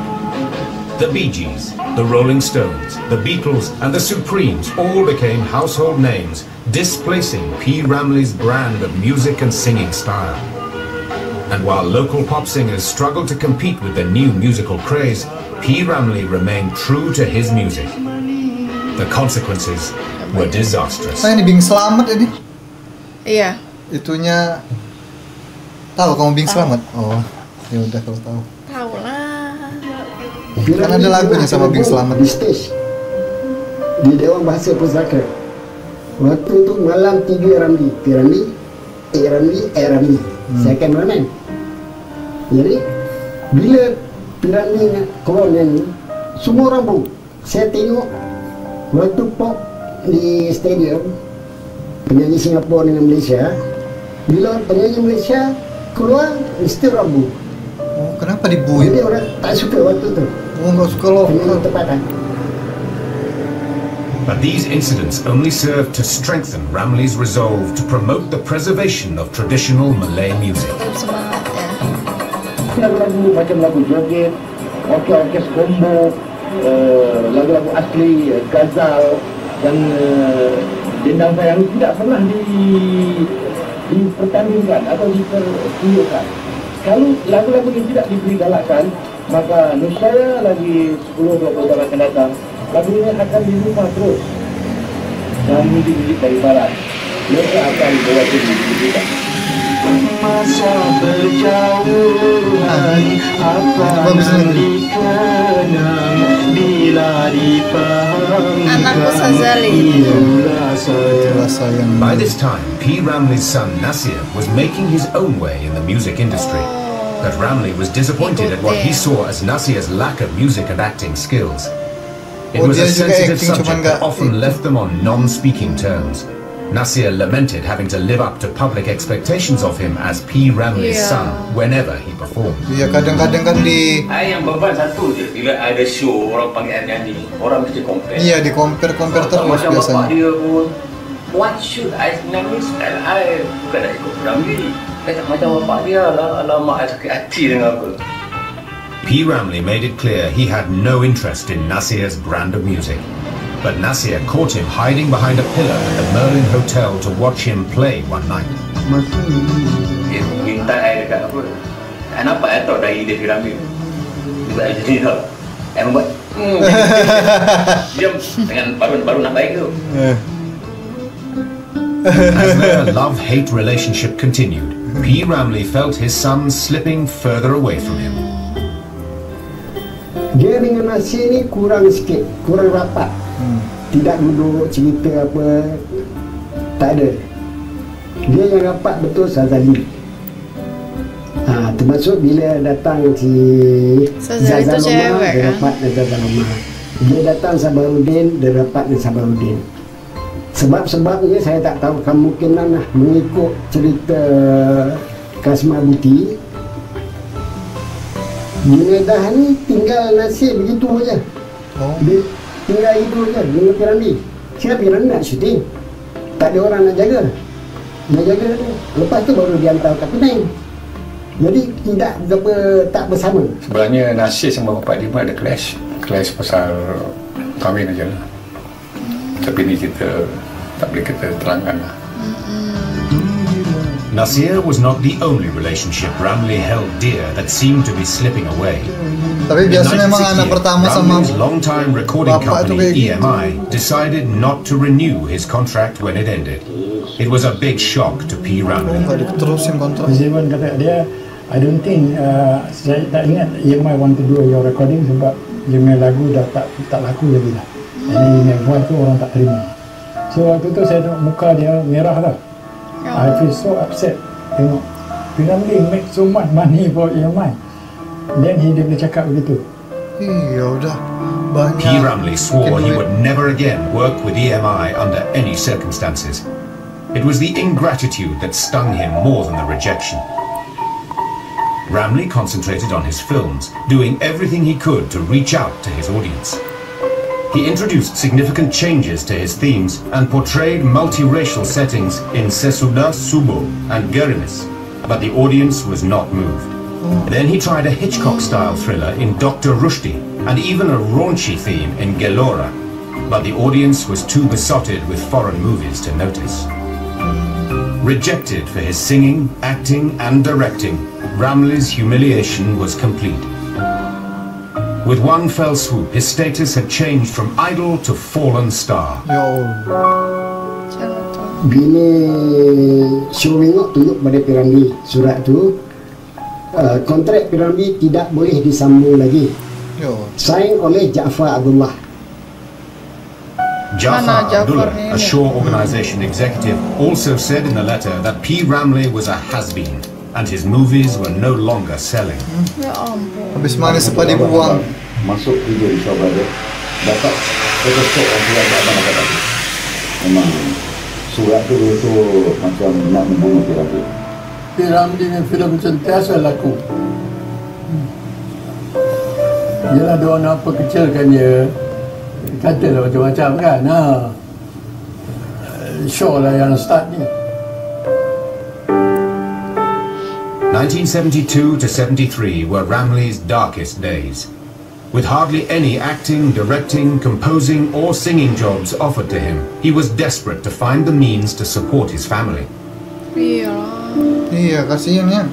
P. Ramlee sang at weddings with Saloma, acted as compere for stage shows and became a judge for acting competitions to make ends meet. Nasir did not realize how broke his father was. Saya pun kadang-kadang jumpa dia tak pernah bilang yang dia susah, dia act normal kan, jadi saya tak tahu nak predict mana dia. Dia tak pernah cerita dia punya kesusahan, macam mana susah dia pada dia pendam dia. Ini P. Ramlee. Yet Ramlee's critics were relentless. There was very little sympathy for him. The Ramlee skeptics among the journalists were almost gloating in their review of his fall from grace. P. Ramlee memang kecewa dengan wartawan. Kecewa dengan saya sendiri pun kadang-kadang saya nak jumpa dia pun susah, dia malas nak jumpa wartawan. Kan? Apabila ada satu peringkat tu, dia ada dalam studio tu, dia tengah mengubah lagu, cipta lagu kan. Apabila saya masuk dengan wartawan susah, dia lari, dia tak nak jumpa. Iyalah, ditulis P. Ramlee was fortunate to have found a friend, fan and benefactor in businessman Dato H.M. Shah. They set up a Malaysian film enterprise called Perfima. The plan was for P. Ramlee to direct his long-awaited colour film. They brought in 5 more members into Perfima. The company brought new hope to P. Ramlee. He had dreamed of setting up P. Ramlee Film Productions, his own film company, to rival the Shaw Studio one day. But Ramlee was in for another disappointment. Bila bangunan Indonesia, hari pertama, P. Ramlee dengan Chandra diberhentikan, dikeluarkan daripada Perfima. The majority of Perfima decided that its first colour film project would not be directed by P. Ramlee, but a younger director, Jin Shamsuddin, who had just completed a film course in London. Ramlee felt totally dejected and defeated. Mana Perfima jadi? Kalau kita ada dalam tu, insyaAllah jadi. Kalau kita ada pengalaman, ada duit, macam dia orang tak ada apa. Pengalaman aja. Pengalaman tak ada duit, tak jadi. P. Ramlee was at the lowest point in his career. Putting food on the table for his family was a daily struggle. He was forced to do whatever he could to earn a living. Pasal masa tu dia sudah buat kedai warung untuk main maju. So he is living on the pendapatan the maju punya, table money. So makin lama makin turun. Ramlee was embarrassed when his childhood friend Sukadi found him at the mahjong stall. He tried to hide his embarrassment by showing his annoyance with Sukadi. Saya marah dekat dia, tegur juga dekat dia. Jadi dia pun marah juga dekat saya lah pasal saya tak duduk sebelah dia. Dia kalau kita jumpa kena duduk dia, dakap dia, cerita dalam setengah jam, lari tak apa. Ni pasal saya nak pergi meeting dengan uniform pula, mana boleh duduk kedai macam. To help his boss, his long-time personal assistant Ramlee Jr. approached a small recording company. Fucakuan tulis cek 1,000 bagi Ramlee. Buat 4 lagu. Ramlee wrote the songs and Saloma's sister Mimi Loma recorded them as Saloma was still contracted to EMI. Adiknya berarti. But P. Ramlee was eager to produce his first colour film and tried to obtain a bank loan to finance it. But he was rejected at every turn. Ya Allah. Habis semua apa dia buat, dia minta bantuan semua tak dapat tau. Padahal working paper dia very good tau. Iya. Tak percaya. Dia dengar pasal, yelah piramid tu jam dah jatuh, siapa nak percaya lagi, siapa nak bagi duit kan buat. Dia dah no good already. Semua orang boleh tolong dia. Banyak orang boleh tolong dia. Kerajaan boleh tolong dia. Dia biasa menghadap ini orang. Semua kira betul tepis. Jangan ada yang mau nolong And dia. even the TV and radio stations had nothing to offer him. Waktu itu saya kerja RTM Orchestra itu jam 17 tahun. Saloma dapat program. Jadi dia teman Saloma ni pergi menyanyi, tapi dia tembak ganti.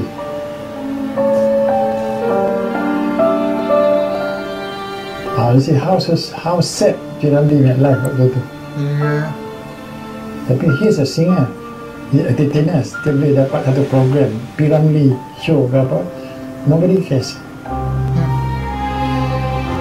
P. Ramlee may have had few friends left who cared, Seterpuruk but in itu. the bleakness of it all, Iya, he found a beacon of hope. Ada yang kayak di blacklist gitu loh namanya. P. Ramlee struggled to put the pain of his Kayak disappointments kesalahan behind yang- him, but his friend and benefactor H.M. Shah continued to support him. They set up another company called Rumpun Melayu. Oh, bikin lagi tuh Rumpun Melayu.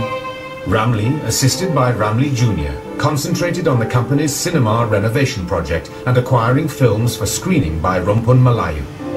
They operated from an office at Shah Motel owned by H.M. Shah. But it was a visibly depressed P. Ramlee who made what was to be his last trip to Singapore for the Asia Pacific Film Festival in 1973. As usual, he put on a happy face, visiting old friends and sharing precious moments with them. His film, Laxmana Do Re Mi, was nominated for the festival. But the reception he got was a far cry from his golden years when he was the toast of the festival. Bila P. Ramlee masuk, tak ada satu orang pun bangun mempelawa atau membawa P. Ramlee duduk dekat delegate Malaysia. Kemudian dia nampak saya, dia terus duduk belakang saya kat Singapore delegate.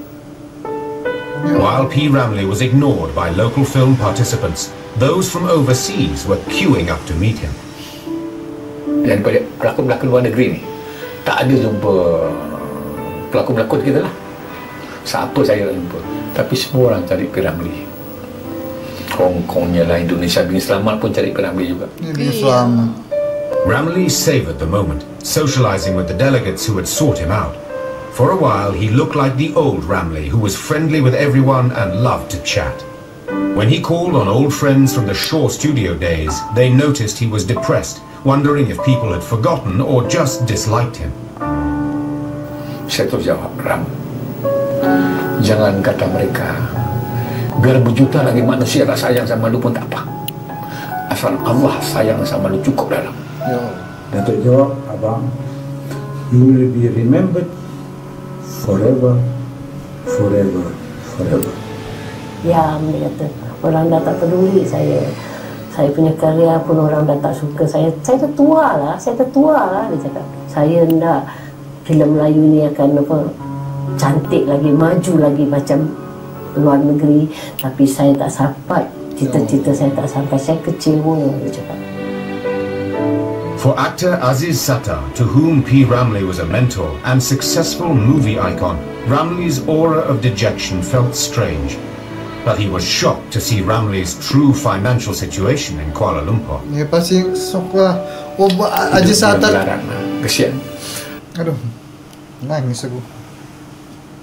Aziz Sattar tuh di Singapura ternyata. Waktu itu tadi festival film tadi. Masih di Last Singapura. saya pergi rumah dia, saya tengok dia makan nasi dengan telur. Ya Allah. Nama dia besar. Orang tahu P. Ramlee siapa. Tapi hidup dia melarat. But Ramlee was not one to wallow in self-pity, especially in the company of friends. He didn't bear grudges. P. Ramlee ni saya tahu dia nombor satu, dia tak pernah condemn ini pelakon-pelakon lain. Ini tak nak cerita pelakon lain. Aku nangis juga. Dia suka happy ya. And then he like to cerita yang lucu-lucu lah. Ramley's friends say they could sit all night having coffee with him at the food stalls, enjoying his self-deprecating humour and stories about his life. But they all agree on P. Ramley's one exasperating trait. Ganti su guys. Aduh. Nggak bakal sesedih ini, nggak bakal nggak kekira. He couldn't say no to anyone asking for help. It became his own undoing. Kenapa kamu nggak bilang sih kalau dia ada duit? Katakan duit tu ada 200 kat dalam kocik. Satu hari orang datang. Orang kata, bang, saya susah ni nak balik kampung. Mak saya sakit, tak ada duit. Ya kah? Semua dia kasih. 200 dia kasih. Salomon tercegak. Salomon cakap, saya ada hari tu. Salomon cakap, Daddy, kenapa Daddy kasih semua? Kan ini hari Minggu. Mana ada bank? Dulu mana ada ATM kan? Tak apa. Itu rezeki dia. Saya tak apa. Allah ya Rahmi, dia tak boleh tengok orang susah. Orang putak pelik dengan dia. Terima, sabar tak boleh pukul dia. He was also generous in his professional life. Kamu tahu nggak di Singapura tuh ya, di masjid-masjid Singapura itu setiap apa Jumatan gitu, di itu Jumatan apa setiap hari ya, pokoknya dikirimin Al-Fatihah terus loh P. Ramlee itu, saking orang mengenangnya itu. Even when he was already a big name, he willingly shared top billing with his co-stars, often reviving other people's flagging careers. Sedih loh. It was actress Sarima who was discovered and nurtured by Ramley 10 years earlier that still believed in his talents and asked him to direct her new film. Oh, masih. Sehari sebelum dia meninggal tu, saya, arwah suami saya, kita ada dekat Shah Motel. Dan memang tak tahu ada, saya dah lupa apa tajuknya cerita tu, dan memang dia setuju. The offer from Sarima and her husband filled P. Ramley with a new optimism. But P. Ramley was never again to set foot on a film set. Before dawn on the 29th of May 1973, P. Ramley had a heart attack at home. Saloma accompanied him in the ambulance to the Kuala Lumpur hospital. Rumahnya itu yang jadi museum sekarang tuh. Itu yang aku kesana kemarin tuh di Kuala Lumpur itu. Itu rumah terakhirnya P. Ramley. Jadi museum sekarang. Their son Sazali waited at home with the younger children. A few hours later, Sazali received the dreaded call from Saloma. He refused to believe her at first. Betul, Mama dah suruh doktor dah. Oh, Sazali tu dia dah ada dah. Iya, ini kan Sazali. Doktor cakap meninggal. Habis kita pun dapat tahu orang gaji dengan ada menangis lah. Sazali, who was 15, recalls his father's last words to him just before the heart attack. Jaga Mama baik-baik. Dia kata, jaga adik-adik elok. Jangan tinggal Mama, apa sekalipun terjadi. Kalau kecuali Mama dah tak ada lagi nak pergi, pergilah. Tapi pergi dengan cara baik. P. Ramley, a great man and a true genius, had died far before his time. He was the original hero of the Malay film world, his brilliance and kindness an inspiration to many. The news of P. Ramley's death at the age of 44 was met with disbelief. 44 loh ya, masih muda banget. Saya lemah bila dengar dia meninggal, lemah tenaga ni, air mata tu bercucur. Belakang saya cakap dengan Saloma lah, kita nak turun, betul kita nak tengok mayat dia. Saloma tak kasih tengok, bilang P. Ramley pesan dia tak nak tengok siapa pun dia mati. Itu kita kecil hati sikit lah dengan Saloma ni. Saya dengar kat radio, P. Ramley meninggal kan, terus belum ada. Intinya belum ada lagi orang ramai nak tengok dia. Tapi mayat dia, saya tengok betul-betul dia senyum. When his first son Nasir heard the news, he wasn't sure how to react. He couldn't believe it at first. Tapi bila saya tengok mayat di atas simen itu baru saya datang doktor mula tolak mata dia, tolak hidung yang mana doktor saya marah dia orang pun. Tak pernah nak bedah pun tak bagi bedah. No, leaving one piece saja. Nasir said Saloma was in a daze throughout the funeral. She acted as if everything was normal. Dia lawan juga. Tapi dia betul P. Ramlee lah. Dia cinta sejati. Sebelum dia meninggal, dia cakap dengan saya, "Ya, aku nak mati dah. Tak nak hidup lagi." Apa kau cakap ni? Dia cakap, "Buat apa aku nak hidup? Daddy dah tak ada." Dia kata, "Kau tolonglah bila aku dah mati nanti, kau kuburkan aku kat sebelah dia." Saloma was quoted in kuburannya sekarang di sampingnya tuh jembatan Saloma Bridge itu. Yang pernah aku ke sana itu. Di sana juga ada kuburannya P. Ramlee. Aku sudah lewat sana. Sudah lihat tuh kuburannya. Iya, kelihatan dari situ. Kita bisa lihat. The newspapers are saying after P. Ramlee's death, "Even if I were to die and somehow live again, I would never find a husband as good as P. Ramlee." When Saloma died, almost 10 years after P. Ramlee, Mariani kept her promise to her sister. She made sure they were together, side by side, in their final resting place. Itu namanya tiba-tiba dia bersuara pada saya, Hajiz, kalau gua mati, gua akan hidup 1000 tahun lagi. The sudden death of P. Ramlee, the greatest star of the Malay entertainment world at the age of 44, came as a complete shock to Malaysians. For close friends, his death had only just begun to sink in.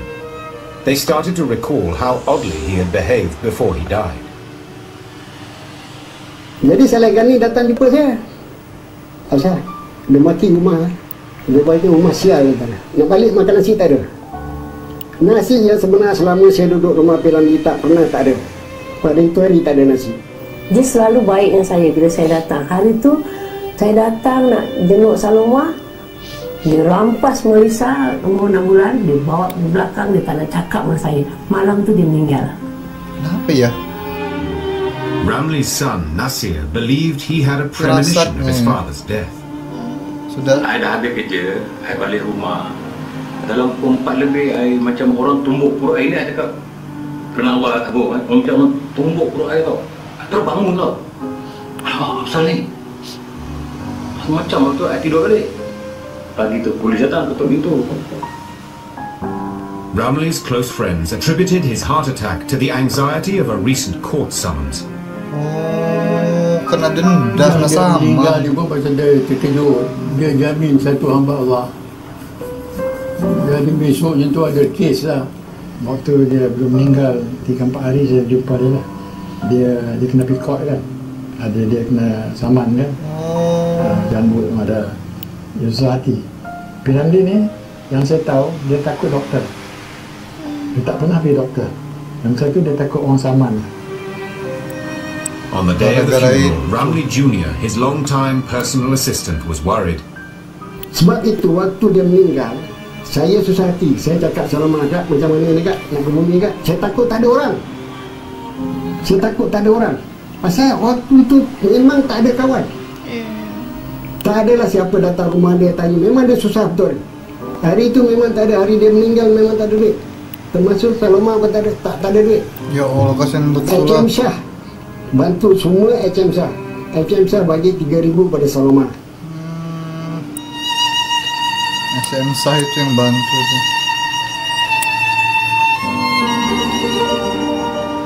Ramlee Jr. couldn't have been more wrong.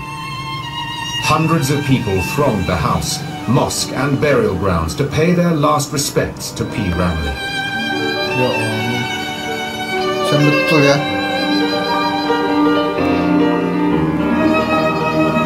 Sholat.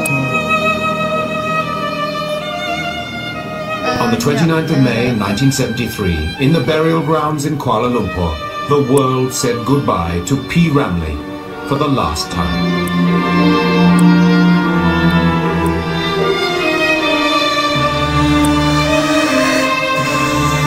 Rame yang datang tuh.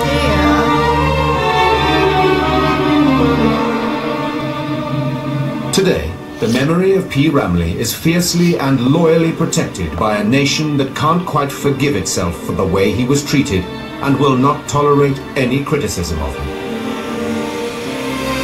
Sampai tu keluar staf yang begini. Masih jawab lah, tak payah juga. Besok orang lain jawab hentam dia balik. So dia orang hantar lah. Gak ada lagi yang kritik-kritik dia jadinya. Neither Ramli nor any Malaysian owned the rights to his films. Many were emotionally crushed. His films could not be screened locally without permission from the owners, the Shaw Organisation. While others continued to profit from his films, P. Ramli's family was completely left out. Cobalah kamu bandingkan darahmu dengan darahku. Bandingkanlah darahmu dengan darahku. Era Shaw kata,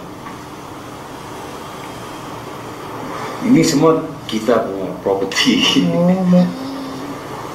All ours.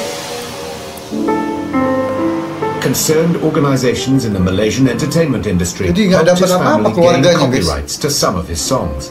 This is the only legacy of P. Ramli that belongs today. According to Nasir, his father had planned to use the royalties from his songs to perform the Hajj to Makkah. Dia dah plan.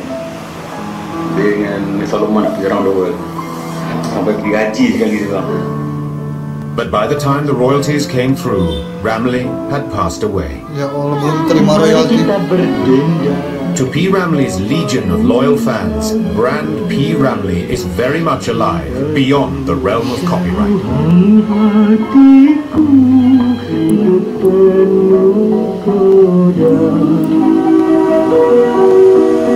Ramli composed over 390 songs in his lifetime. His music recognized all around the world. In more recent years, younger generations of Malaysian singers have re-recorded P. Ramli's songs with varying success.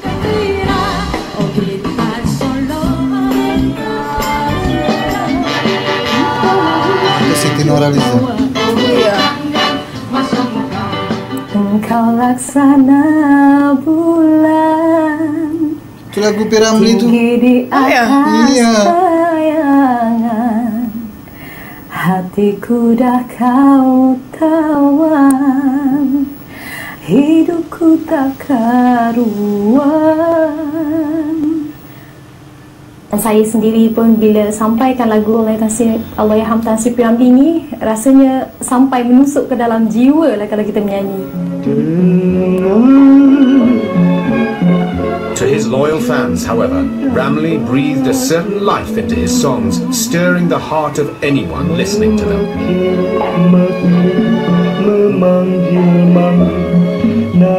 Sebenarnya lagu-lagu tu tak boleh dimodernkan. Sebab lagu tu dah. Iya. Itulah asal dia. Itu betul. Itulah karakter P. Ramli. Karakternya. Itulah Mona Lisa penting. Dia cuba nak buat tambah color. That's the work people do respect. Kalau dimodernkan jadi aneh juga gitu. Jiwanya hilang. Itu sirkasnya itu. He rose to become one of the greatest musicians in the country. He wanted music to be taught from an early stage in Malaysian schools, so the passion and love for traditional music would be inspired from young and never forgotten. Main bola dia jago banget. Kalau kita tidak semaikan musik-musik tradisional asli ini ke dalam dada anak-anak kita, anak muda kita, usaha di satu hari musik lain akan mengambil tempat kerana di dalam dada mereka itu kosong, tidak ada apa-apa. Semua juga macam kita mengajar anak kita pergi belajar agama, walau bagaimanapun dia pergi berapa tinggi pun dia jarang nak menukar agama, kerana agama yang telah diajar bapaknya telah tersimpan dalam dada dia. Itu juga musik. Kalau musik lain tak boleh memperoleh jiwa. Kalau nggak di cinematically, Ramli is most fondly remembered for his portrayal of the innocent, downtrodden hero or the charming, mischievous playboy, his own wicked sense of humor often permeating his films. His last film, Laxmana Do Re Mi, was a spoof of his own losing battle for viewership. It was probably the lowest budget film he ever made, but he and his co-stars had the time of their lives doing the spoof. Zam Zam Allah Kazam. Keren juga nih kayaknya.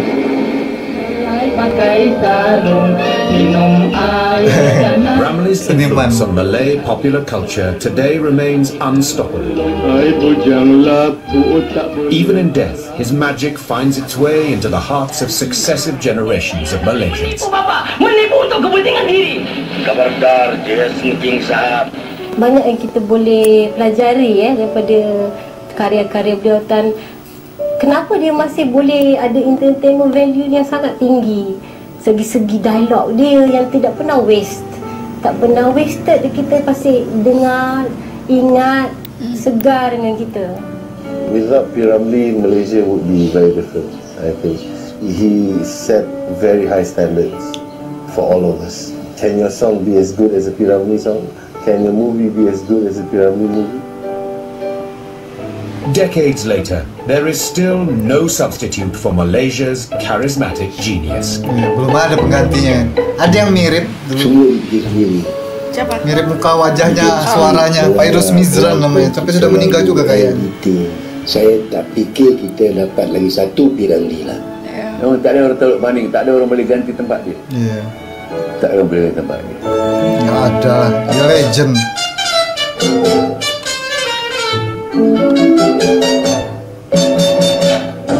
Tiada kata secantik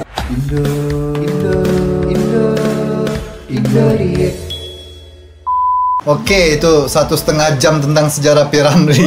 Panjang banget itu. Masih kurang nggak informasinya? Sudah cukup, sudah cukup ya. Sudah kamu tahu lah ya garis besarnya ya, seperti apa benang merahnya ya P. Ramlee, seperti apa waktu karirnya dulu sampai kejatuhannya, naiknya seperti apa, jatuhnya seperti apa. Tapi memang kasihan banget guys. Di akhir-akhir hidupnya itu loh yang sakit banget itu loh. Nggak ada yang bantu. Nggak ada yang bantu. Padahal dia banyak jasanya itu. Kayak nggak dihargai gitu ya. Iya, kayak nggak dihargai banget, nggak tahu kenapa. Kayaknya kata orang-orang sih ada yang berkhianat gitu. Memang sengaja dia dijatuh sampai sejatuh-jatuhnya gitu loh. Iri. Iya, karena iri dengki itu tadi lah. Ya, kita doakan terus lah untuk Allahyarham Sri P. Ramlee lah ya guys ya. Besok kita lanjutkan lagi ya, nonton film-film P. Ramlee ya. Kita lanjutkan lagi movie marathon kita, jadi stay tune terus di Indo React TV. Dan untuk teman-teman yang belum subscribe dulu. Jangan lupa juga di like, di share, dibagikan video ini ke teman-teman kalian, ke sosial media kalian juga boleh. Mohon maaf kalau kami berdua ada salah-salah kata dan salah-salah ucap. Akhir kata, assalamualaikum warahmatullahi wabarakatuh. Bye-bye.